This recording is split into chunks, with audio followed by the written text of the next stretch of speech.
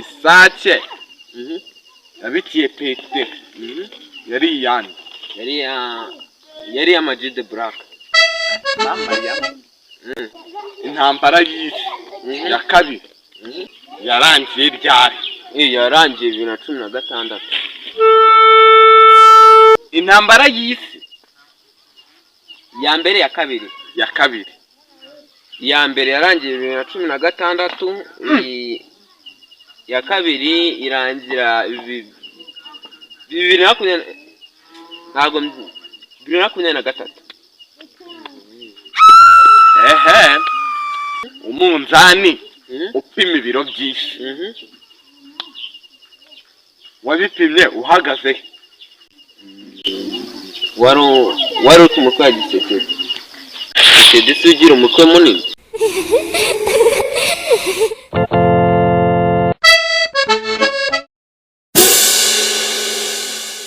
Ndimwe amakuru ni meza. Komera cyane. Brother. Sasa rero nkubaza ikibazo. Ariko witwa? Nitwa Renzo. Renzo. Wiga mu kangahe? Niga mu 3. Kuki muto? Ni kwa kwiga neza, ni kwiga neza. Niyo mpamvu ngiye kukubaza ikibazo tungahe. Reka nkubaza aka kabazo ko mwiyoboka Imana. Ariko nyine hari ujya wiga iyoboka Imana wa? Enda nasenga. Ndo mwadete. Urakijijwe? Ndakijijwe. Wow, hirahuriranye. Yego. Sasa rero njye kukubaza iki kibazo. Yego. Isake yabikiye Petero yari iyande yari ya Ama-G the Black. mama ya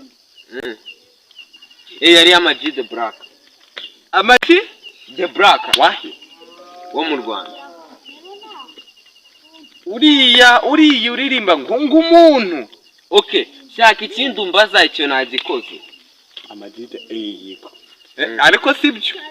Nibyo. Ubwo nabiza ariko sibyo. Yari Ama-G. Ibariza kandi akabazo noneho tuve mwiyoboka Imana. Yego.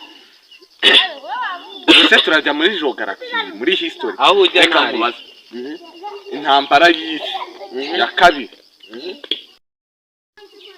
Noneho iyo ntambara yo yarangiye ryari? Yarangiye 2016. Yarangiye 2016. Intambara y'isi ya mbere ya kabiri ya mbere yarangiye 2016, ya kabiri irangira 2023. Hata mwibariza akabazo kamwe kandi ndakemera ukigendera. Ntari. None se umunzani upima ibiro byinshi wabipimye uhagaze wari uri umutwe wa Gisekedi.